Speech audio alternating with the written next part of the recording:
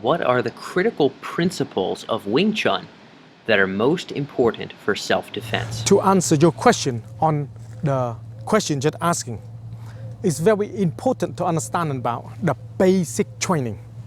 Now, Wing Chun is designed for the self-defense, but depends what sort of self-defense we're talking about, okay? It depends on what situation you get yourself into.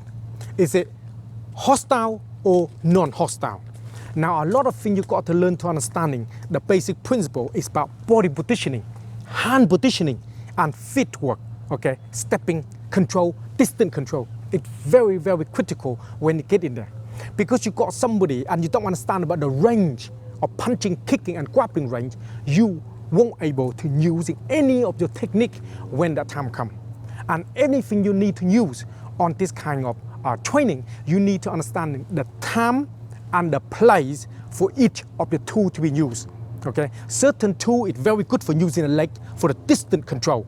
Certain tool are very good with the hand to able to attack them, control them. And certain tool is very good preventing for grappling happen to you, to take you down the ground. It's all depend on what you talking about. Okay, this is important. And you train on Wing Chun, you got to make sure you look at this and listen and then train and make sure the movement it got to work for you.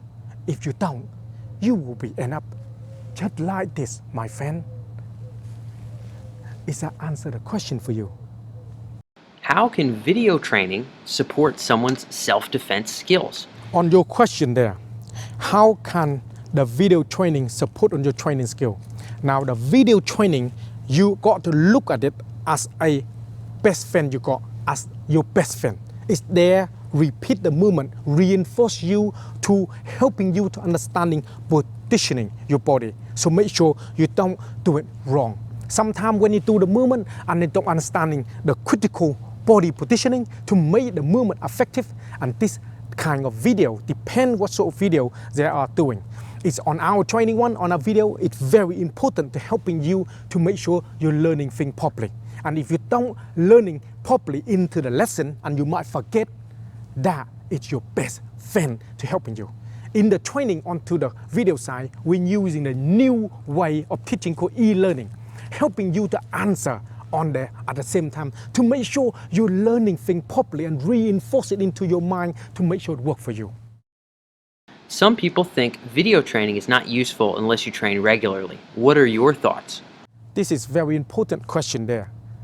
Video training is not just for watching.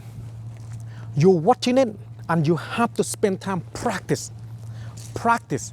And that thing I always say to people all the time, you got to perfect practice, okay, to make perfect movement. Not practice make perfect. You can practice all day long and do the wrong move. It won't make it perfect. It's perfect practice make perfect. You got to spend enough time to make the movement work for you, because you the one have to control your hand and your feet. You have to control the motion of the movement. You have to control everything.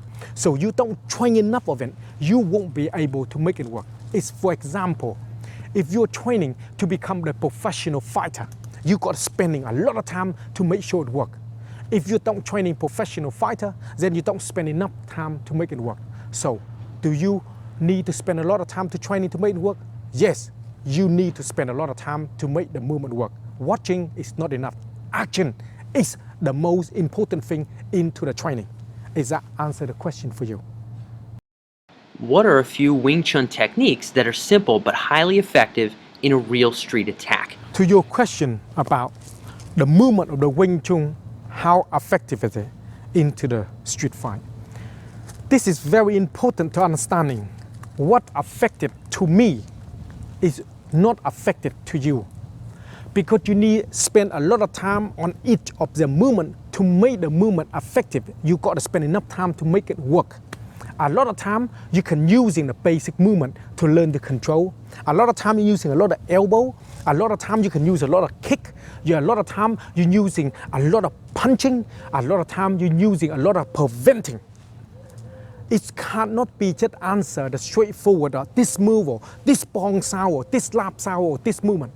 It depends on how you get into that situation to make the movement effective for you. If you get in a wrong situation or wrong side of thing, then the movement, whatever you learn, won't be effective.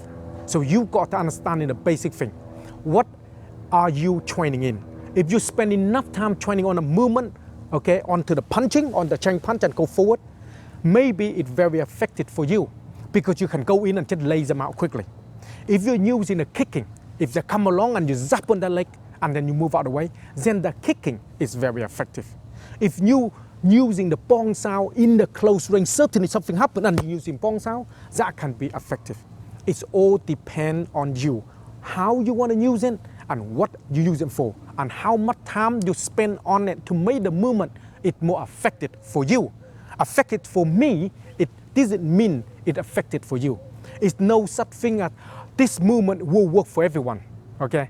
This movement worked for certain people but didn't work for certain people, depending on the shape and size and everything else. God take in consider.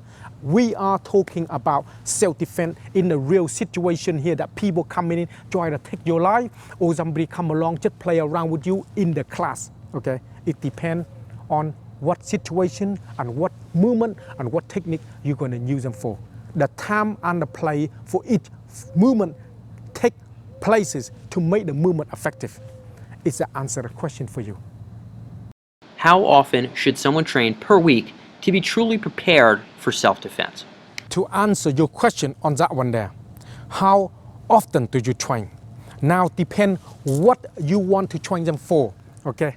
If you are training for self-defense, and then again, like I say, what kind of self-defense you talking about? Are you talking about hostile that you live in Iraq and everybody out there trying to kill you? Okay? Are you talking about living into the London, Kingston, London, that everybody posh? You got to understand what is it onto the self-defense side, what you need to train them for, how long you train them for, is depend on you. If your life is in danger, you will train every day to make sure you prepare for the worst. Okay? If your life is never fought, you become dangerous, you won't want to train it every day because there's no reason for it. And again, you got to look at that very basic thing onto the training. Are you training specifically for realistic thing happen in this real life that people attacking you?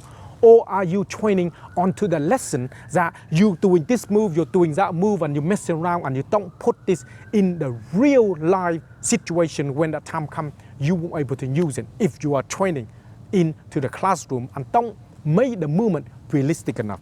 So it all depends. Another thing I can put on to make you to understand this easily is depend on you on the how profession, like the professional fighter.